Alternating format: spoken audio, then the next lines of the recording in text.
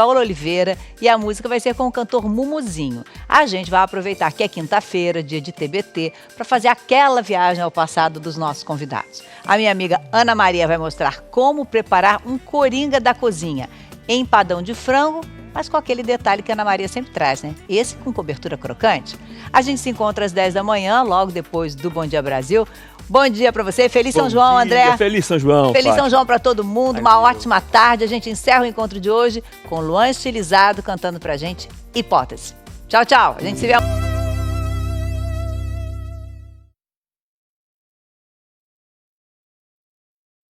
Jornal da EPTV, primeira edição. Oferecimento superpagmenos.com.br. Compre online tudo o que precisar.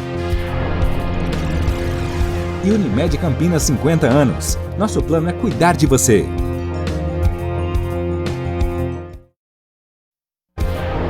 Chama alguém, não, vai jogar no ar. Ai, meu Jesus! O EPTV1 mostra hoje as imagens da destruição no apartamento que pegou fogo em Campinas e atualiza o estado de saúde dos feridos. Um caminhão dos bombeiros perdeu o freio e atropelou moradores vizinhos.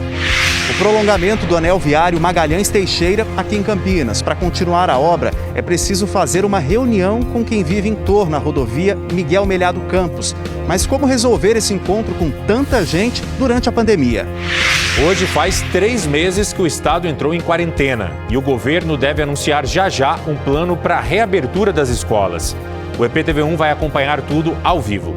Mais 3 cidades da região vão fechar o comércio não essencial por causa do avanço da Covid-19. Entre elas está Limeira. No EPTV1 de hoje a gente mostra o balanço das restrições por toda a região. Os nossos canais de comunicação já estão disponíveis para você, ok? Participe do EPTV1 pelo WhatsApp, o 999920000, ou então poste uma mensagem desde já no Twitter com a nossa hashtag, a hashtag EPTV1. O noticiário mais completo da região está começando agora.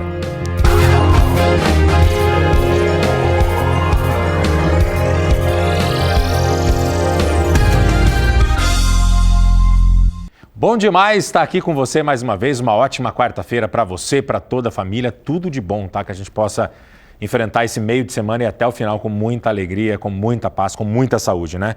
Para todos nós. Agora, 12:01. Como a gente acabou de anunciar, mais cidades da região decidiram retroceder na flexibilização e isso por conta própria. Pelo estado, lembrando, nós ainda estamos na fase laranja, só que tem municípios que avaliaram ser necessário nesse momento um novo período de fechamento do comércio não essencial, justamente por causa do avanço da Covid-19. Então a gente preparou essa lista completa das cidades que estabeleceram novas restrições para você não se perder, para você acompanhar tudo certinho com a gente em detalhes. O Valinhos, então, foi a primeira cidade, né, que teve essa iniciativa de fechar as lojas do comércio não essencial. Isso aconteceu no dia 16 desse mês, no dia 16 de junho, e esse período acabou de ser ampliado. Ele vai seguir, então, até segunda-feira que vem, dia 29. Campinas foi a segunda cidade a tomar uma decisão desse tipo. A medida também vale até segunda-feira que vem, dia 29. A partir de hoje, o que está acontecendo? Mogi Guaçu, Mogi Mirim e Estiva Gerbe interrompem o funcionamento do comércio não essencial. E o possível retorno ali das atividades varia. Eu digo possível porque tudo isso vai sendo avaliado. As prefeituras já disseram que pode ter uma prorrogação desse período de restrições. Em Mogi Guaçu e também Estiva Gerbe, só na terça-feira que vem. E em Mogi Mirim, dia 8 de julho, é esse prazo então marcado para o retorno das atividades. Mas reforçando, isso pode mudar ao longo aí da análise dos números, tanto os números de transmissão da Covid-19 e também a ocupação dos leitos. E a partir de amanhã, atenção, essa é a novidade, mais 3 cidades vão fechar também o comércio não essencial. Nós temos aqui a lista para você: Limeira, Cordeirópolis e Engenheiro Coelho, todas cidades muito próximas ali, e todas essas cidades a medida vale até o dia 5 de julho, reforçando que pode ter uma mudança no meio do caminho e se tiver, a gente atualiza tudo aqui para você ao vivo também no EPTV1. A Marília Rastelli, ela está ao vivo em Limeira, né? E vai trazer mais detalhes para a gente ao vivo sobre essa medida que foi anunciada ontem em Limeira, nas cidades vizinhas ali, que começa a valer a partir de amanhã. Marília, claro que tem as prefeituras justificam, né, essa necessidade para garantir a estrutura do atendimento à população, enfim. Como é que está a situação dos leitos e o avanço da Covid-19 nessas cidades e especificamente em Limeira, onde você está? Boa tarde. Boa tarde, Edu, para você e para todo mundo. É a justificativa das prefeituras, né, ao tomarem essa decisão, independente da fase laranja do plano do governo do estado, é a alta taxa de ocupação de leitos para decidir então retroceder e fechar o comércio. Aqui em Limeira, a ocupação de leitos hoje está em 82%, já são 999 casos e 48 mortes aqui na cidade. A prefeitura alega que nos últimos dias, nos últimos 10, 20 dias, houve um aumento muito significativo de casos de coronavírus, um aumento, para ser mais exata, desde o dia 1º de junho, de 62% no número de casos. E por isso foi necessário esse fechamento. A gente está falando ao vivo aqui do comércio do centro de Limeira. As lojas daqui estão autorizadas até hoje a abrirem em horário reduzido por 4 horas durante o dia. A gente vê um movimento bem intenso desde a hora que a gente chegou. Tem bastante trânsito, bastante gente nas ruas, as lojas permitindo a entrada de clientes, o que está autorizado até hoje, né, o último dia de funcionamento do comércio, e bastante gente circulando, algumas pessoas usando a máscara da forma errada, o que a gente vê recorrente aí nas cidades da região por onde a gente tem circulado nesses dias.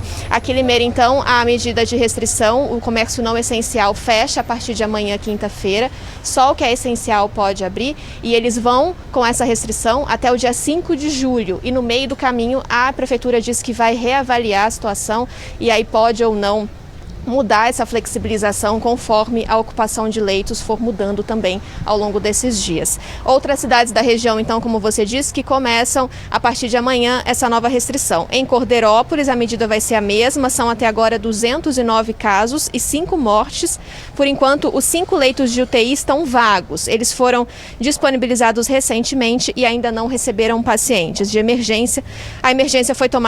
Essa medida de emergência, foi tomada por conta do aumento de casos na cidade e na região, né? É aquela situação, se fecha uma cidade, a cidade vizinha também acaba tomando essa decisão, porque, é claro, é tudo em conjunto, as pessoas circulam, né? O prefeito de lá disse que a situação é grave, que eles estão enfrentando o pior momento da doença e que vão efetivar e fazer uma fiscalização mais efetiva.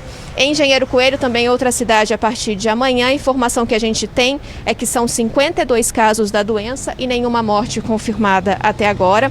Não tem leito de UTI na cidade e o que existe, quando existe a necessidade, o paciente é transferido para outra cidade ou outros hospitais da região que também estão com altas taxas de ocupação. Então aí está o problema de não ter o leito de UTI na própria cidade. A prefeitura disse que a medida foi tomada por causa do crescimento dos casos positivos e para preservar a saúde da população. Aqui em Limeira, então, a partir de amanhã, comércio não essencial fechado, como em todas essas outras cidades que a gente vem acompanhando. E o que a gente escuta das pessoas, é claro que é uma tristeza por conta desse retrocesso, mas que é uma medida necessária para tentar frear o aumento no número de casos. Edu. Tá certo. A Marília circulou hoje pela cidade de Limeira. Ela preparou uma reportagem, né, para trazer toda a repercussão lá na cidade de Limeira desse novo período de restrições. Conversou com o prefeito da cidade, conversou com a associação comercial, com toda a população também. Ainda nessa edição, daqui a pouquinho, nós vamos trazer então essa reportagem que a Marília preparou, agradecendo a ela e a equipe pelas primeiras informações ao vivo aqui dessa nova medida, desse novo período de restrições que a gente traz para você no EPTV1. A lista, portanto, só aumentando, né? A lista de cidades que pediram então determinaram um novo fechamento do comércio não essencial. 12h07 agora, e olha que as cidades da região ainda estão se preparando, estão organizando melhor a estrutura da rede pública de saúde, da rede particular também, para garantir um atendimento de qualidade para a população. Sumaré, por exemplo, prepara um hospital de campanha para ajudar nesse combate ao coronavírus, ao tratamento aí, né, para fazer o tratamento dos pacientes. Esse hospital de campanha, ele está sendo montado no antigo Hospital Madre Teodora, lá na cidade. A Daiana Rosa, também ao vivo, tem os detalhes direto lá da nossa redação. Ida, boa tarde para você. Já tem uma previsão de quando esse hospital de campanha começa a funcionar, reforçando em Sumaré? Oi, Edu, boa tarde para você, boa tarde a todos. Olha só, é isso que você falou, o hospital nesse prédio do Madre Teodora, que fica no bairro Nova Veneza, em Sumaré. Essa estrutura está sendo montada numa área aí de 10 mil metros quadrados. Ela vai contar com 20 leitos, que que foram habilitados pelo município e tem possibilidade de ampliar essa quantidade de leitos para 56 leitos de UTI para atender os casos de Covid-19. A Prefeitura de Sumaré falou que, por enquanto, a estrutura que existe hoje no município está dando conta da demanda. Ainda não foi necessário acionar esse hospital de campanha, mas ele está sendo criado de forma estratégica justamente se surgir essa necessidade, Eduardo. Então, entra aí como uma unidade de retaguarda. É um plano de contingência que faz parte, inclusive, das diretrizes da Diretoria Regional de Saúde 7, que é a diretoria que Sumaré faz parte. Então, como eu bem disse para você, é uma unidade que está sendo preparada em caso de necessidade, o município já se preparando para possível aumento de demanda, caso a rede do município não dê conta aí da situação da Covid-19.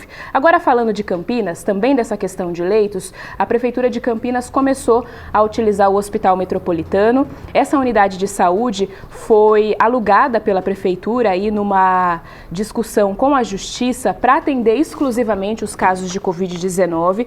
Falando dessa unidade de Campinas especificamente, são 43 leitos contratados pelo poder público junto ao Hospital Metropolitano. Essa contratação só foi possível depois que o valor dessa verba que a Prefeitura vai pagar o hospital entrou na Justiça para que esse dinheiro seja utilizado para custear as atividades de saúde. O hospital tem dívidas trabalhistas, a gente mostrou aqui em edições anteriores do EPTV1 que tinha uma briga aí que a Justiça queria que esse valor contratado pela Prefeitura fosse utilizado para pagar essas dívidas trabalhistas, mas agora o hospital conseguiu na Justiça que esse dinheiro seja utilizado para custear as atividades de saúde e com isso foi possível que essa unidade fosse aberta para atender, Eduardo, os pacientes de Covid-19 em Campinas. A gente bem sabe que Campinas muito precisa de leitos, como qualquer outro município aqui da região. Esse é um momento que uma estrutura como essa é fundamental para dar conta da demanda da Covid-19, Edu. Sim, notícia importante de reforço em Sumaré, como nós falamos com o Hospital de Campanha, e também o início do funcionamento da recepção de pacientes lá no Hospital Metropolitano, esse reforço importante em Campinas. Obrigado, Ida. Tem mais notícia. Daqui a pouco a gente volta com você da redação. Tem sim, até mais. Até mais. E olha, gente, essa questão da saúde merece sim uma atenção especial, principalmente nessa época de pandemia, mas eu vou chamando aqui a Thalita Nonato já, porque tem outros assuntos que seguem preocupando, apesar desse período de quarentena. Estamos falando dos acidentes de trânsito. Thalita, boa tarde para você. Oi, boa tarde para você, boa tarde para todo mundo. Se a gente pensasse lá no começo, falasse, poxa, com o pessoal em casa, acho que o número de acidentes reduziria, né? Muita gente pensou isso. Essa seria a lógica, só que aconteceu justamente o contrário, tá? Pelo menos se a gente considerar os números aí de todo o estado de São Paulo, quem explica pra gente é a Graziela Fávaro. Todas essas marcas no asfalto indicam que motoristas precisaram frear bruscamente. São imprudências rotineiras que geram acidentes. Eu estava descendo em velocidade porque eu estava acostumado a descer a serra. Aí encontrei um Volks que vinha vindo, rodando a fila de caminhão. Eu, para desviar do Volks, eu saí no acostamento, eu estava com a carreta muito pesada, acostamento muito ruim, e me tomou o volante, tombou e caiu na pirambeira. A gente tem que dirigir por nós e por os outros, porque tem muitos motoristas que eles não dão seta, né? Então a gente tem que prestar atenção. Às vezes está andando na sua, o pessoal xinga, tá andando devagar, tá andando na velocidade da pista. O Infociga, que é um órgão estadual, apontou que de abril para maio deste ano houve um aumento de 15,81% no número de acidentes nas rodovias de São Paulo. De 1.448 acidentes, foi para 1.677. Ainda de acordo com o levantamento do Infociga, esses números são referentes a acidentes que não envolvem mortes, mas trazem transtornos, sequelas, problemas. E eles acontecem com maior frequência no fim de tarde, normalmente período em que as pessoas têm mais pressa de chegar em casa. Mas como explicar essa correria toda justamente no período de maior rigor da quarentena em todo o estado de São Paulo? Desestabilizou demais as pessoas. Algumas estruturas foram abaladas, como o instinto de preservação e o instinto de pertencimento. E isso se reflete no trânsito. Então sabemos que aumentou o número de ingestão de bebida alcoólica e nos tornamos cada vez mais dependentes do telefone celular, e já era muito ruim essa falta de percepção de risco das pessoas entre o telefone celular e o dirigir. Tanto que, dentre as modalidades, que mais estão acontecendo de acidente, é colisão traseira. São pessoas batendo no poste, são distrações por conta do telefone celular. Para o especialista em trânsito, a prudência e a paciência continuam sendo essenciais. Essa tentativa de reabertura faz com que as pessoas tentem correr para recuperar o tempo perdido. Muitas pessoas confundem a eficiência, né, o expertise, a velocidade com eficiência. E não é isso, o trânsito ele é uma regra. Então as pessoas têm que se reconectar de novo com a segurança. Na verdade, o pessoal procura sempre alguma coisa para culpar, né? Agora a bola da vez é a pandemia. Eu acho que tem que ter um pouquinho mais de paciência. A gente tem que se policiar mais.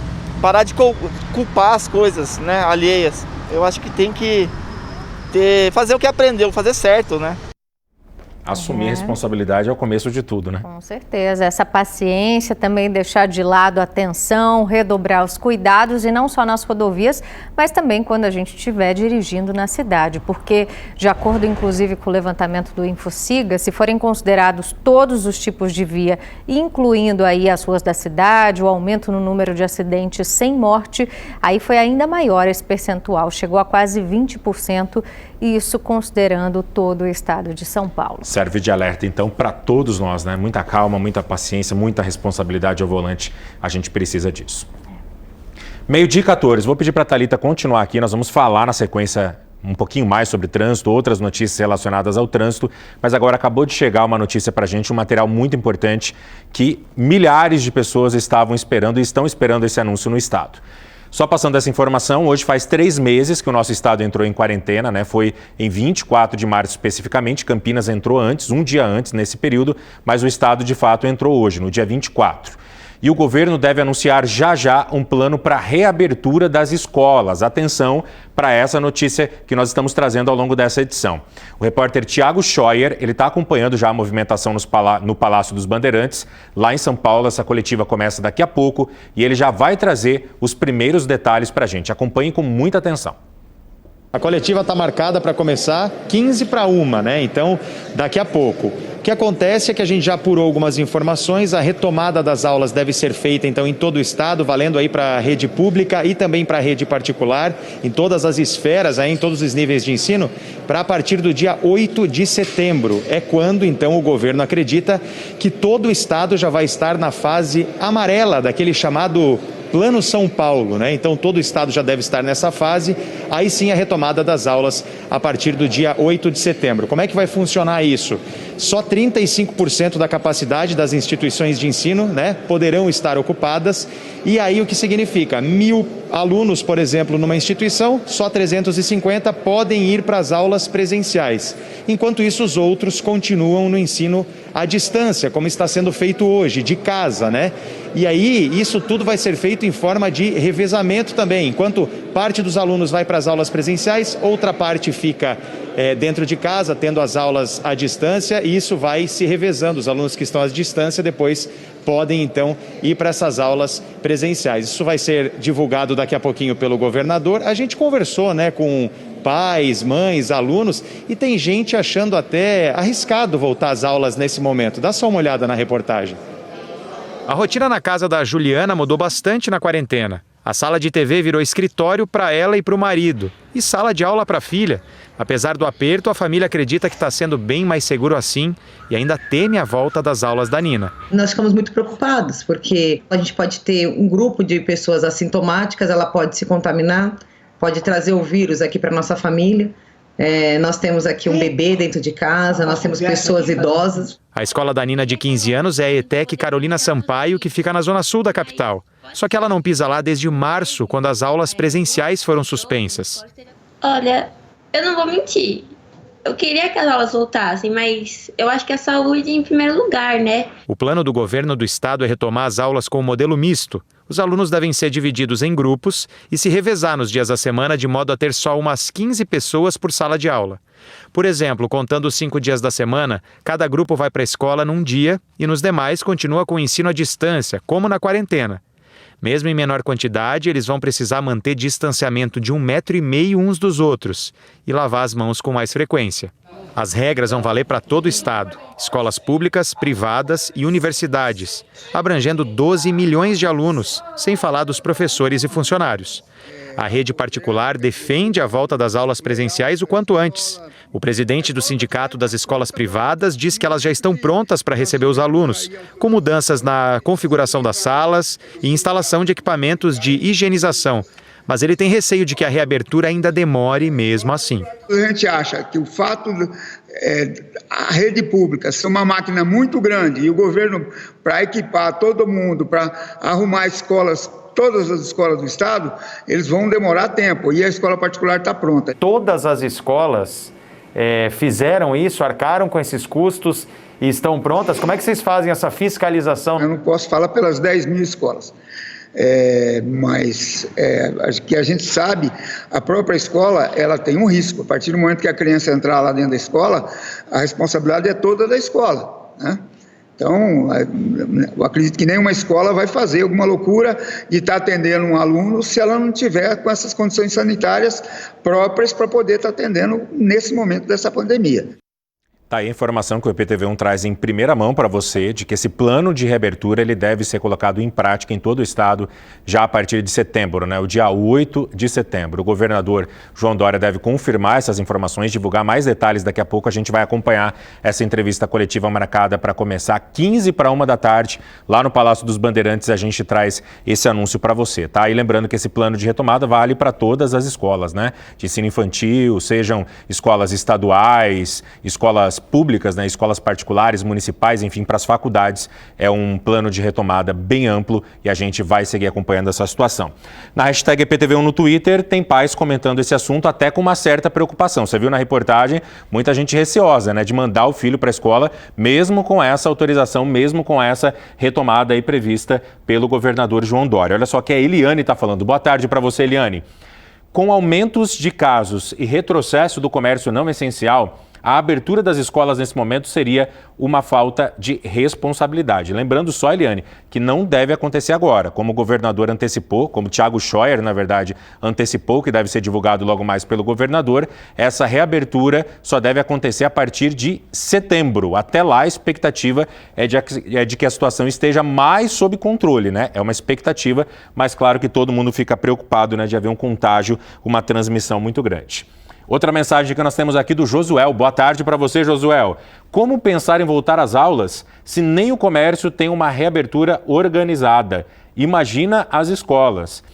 A preocupação, o medo de todo mundo aqui, porque principalmente as crianças pequenas a gente não consegue controlar, né? Como falar de cuidado com higiene, como falar de distanciamento social para as crianças que estão ali brincando, estão tendo contato o tempo todo. É uma preocupação dos pais, claro que isso também tem que ser considerado, né? E o governador com certeza vai prometer medidas aí rígidas de segurança para garantir esse retorno sem risco, um risco muito grande para todos os estudantes. Os pais esperam isso nesse momento. A Vanessa também está aqui com a gente. Obrigado, Vanessa. Um abraço para você e para toda a família. O governador pode até falar sobre o retorno das aulas, mas meus filhos não voltam. Meus filhos perdem o ano letivo, mas não a vida. Tá vendo? Ó, tem muita gente preocupadíssima e até pensando numa decisão drástica lá na frente. É claro que ainda tem muito chão pela frente. Estamos ainda em junho, o mês está terminando e essa retomada prevista a partir de setembro. Vamos ver como é que a Covid vai se comportar e se vai ter um controle da doença até lá para que haja um retorno com segurança. Todo mundo está cobrando isso, né? Os pais precisam dessa tranquilidade. E a mensagem que nós temos do Aloysio aqui também, um abraço para você, Aloysio, sobre o fechamento. Mais cidades fechando o comércio não essencial aqui na nossa região. Vendo outras cidades da nossa região voltando atrás na flexibilização, percebemos que houve uma precipitação ou mesmo falta de planejamento dos órgãos públicos competentes. Isso, as autoridades de saúde, vários especialistas estavam alertando, há muito e muito tempo, de que não era o momento para ter uma retomada. Mas os municípios garantiram na época, nesse momento de retomada, que havia sim condições de fazer uma flexibilização, que havia condições de segurança, mas que lá na frente isso poderia ser revisto. E agora, diante desse cenário preocupante, com o aumento do número de casos e também uma ocupação alta dos leitos, né? Várias cidades, 8 na nossa região ao todo, então decidiram fazer novamente esse fechamento do comércio não essencial. Daqui a pouquinho, Aloysio, para você e para todo mundo ligado aqui no EPTV1, tem uma reportagem sobre esse assunto. A gente vai trazer mais informações para vocês, tá bom? E pode continuar postando no Twitter com a hashtag EPTV1. A gente está ligado o tempo todo, o dia inteirinho na sua participação. Vamos voltar ao trânsito? Vamos lá. Voltar com a Thalita Nonato aqui, que tem informação também de acidente. Falamos do aumento de acidentes mesmo no período de isolamento social e agora tem um que aconteceu ontem, né? Isso, na rodovia Anhanguera, que teve reflexos até hoje de manhã. Não sei se o pessoal aí de casa viu ontem, né? A última faixa seguiu bloqueada, só foi liberada por volta das 9h30. Foi um caminhão carregado com álcool que pegou fogo, interditou toda a rodovia lá em Sumaré. Um susto, um transtorno para quem passou pelo local, justamente naquele horário de volta do trabalho, né? Trânsito carregado, né? Muito, e ficou complicado até hoje cedo, então a gente vai ver agora. Dá uma olhada no trânsito que os motoristas que pegaram a rodovia Anhanguera em Sumaré tiveram que enfrentar. Filas e filas de carros se formaram na altura do distrito de Nova Veneza. O congestionamento no trecho passou dos 5 quilômetros. Foi a consequência do acidente que aconteceu com esse caminhão-tanque. O motorista contou para a polícia rodoviária que saiu de Cordeirópolis com destino a Santos. Quando chegou bem aqui nesse ponto, sentiu um forte cheiro de fumaça e percebeu que o motor do caminhão estava pegando fogo. Foi só o tempo de parar o veículo no acostamento e descer bem rápido dele. A suspeita é de pane elétrica. A imagem do caminhão totalmente incendiado chamou a atenção de quem passava por lá. Os bombeiros tiveram que agir bem rápido para não deixar que o fogo atingisse a carga de 20 mil pelo caminhão. Qual era o foco? Combater o incêndio que estava tendo no cavalo mecânico e resfriar o tanque para que não houvesse uma ignição no álcool e a situação piorasse potencialmente. Apesar do veículo ter virado sucata, o tanque não foi perfurado. Molecularmente, com certeza, houve dano ao produto, mas não houve nenhum vazamento no contenedor. Por conta do acidente, a rodovia ficou totalmente interditada por mais de 1 hora. O tráfego na pista sentido capital, onde o caminhão estava, só começou a ser liberado por volta das 7h30 da noite. E como a gente adiantou aqui antes, então, a última faixa bloqueada foi liberada durante a manhã. Segundo a concessionária Autoban, a carga que também estava no local já foi retirada do tanque do caminhão. Agora apenas só os restos ali do veículo ou que sobraram dele continuam no acostamento, aguardando a remoção.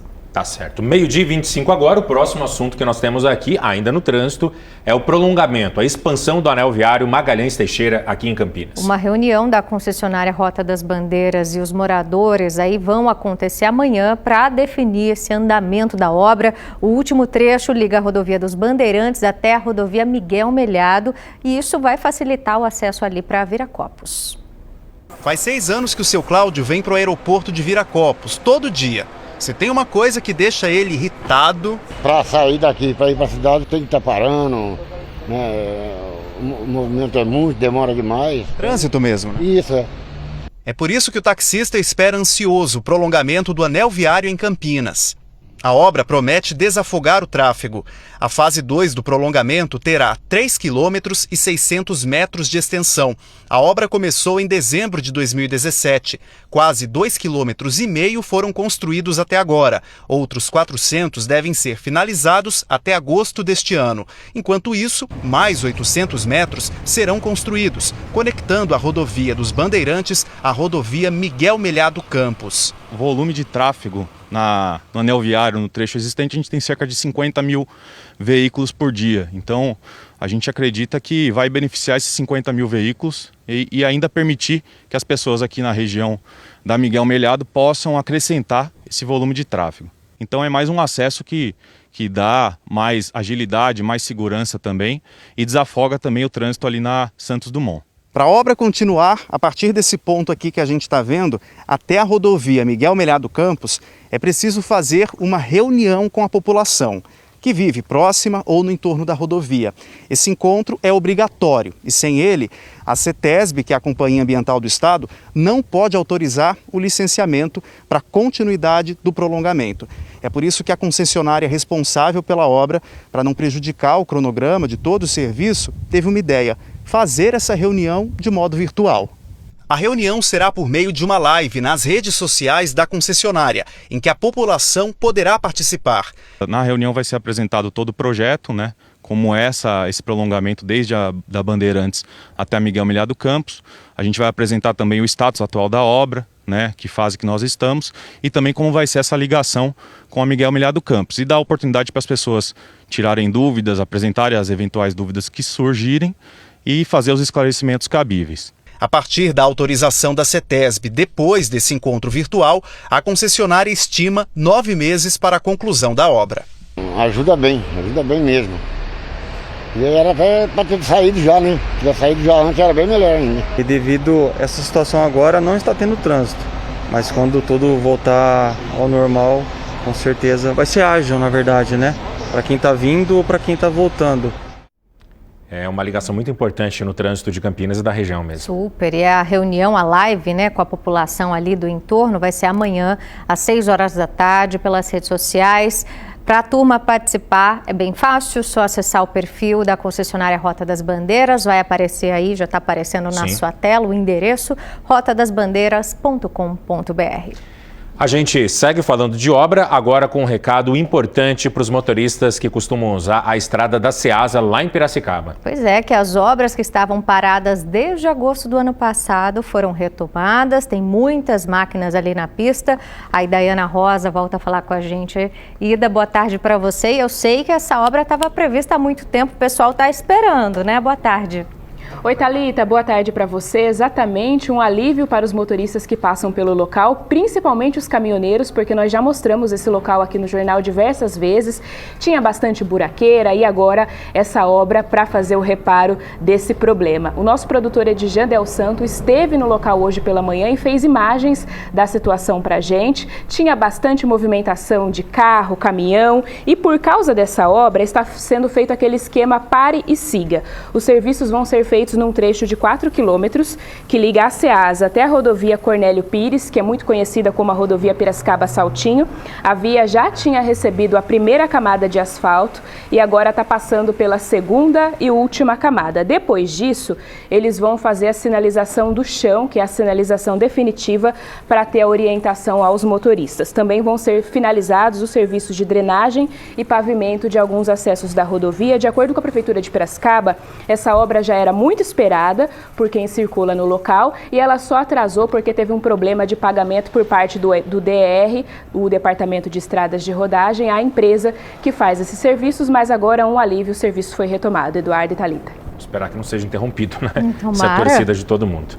Valeu, Ida, e até mais, com outras notícias direto da nossa redação. E pelo jeito o tempo tá bom para fazer obra, né? Tá bom, olha, se for depender disso, o pessoal pode seguir aí trabalhando com as máquinas, viu? O sistema pare e siga continua, porque hoje o tempo continua firme e seco também. Atenção só em relação à umidade relativa do ar, ontem ficamos abaixo dos 30%, tem sido assim, só vai melhorar mesmo lá para o fim de semana, né? Mas já eu conto. Vamos ver imagens ao vivo então do céu de Campinas, céu da boniteza, super azul, a máxima prevista aqui na cidade hoje vai ser de 26 graus e tudo assim, ó, limpinho, pelo menos aí até sexta-feira. As nossas manhãs estão diferentes, um pouquinho mais geladas, é isso?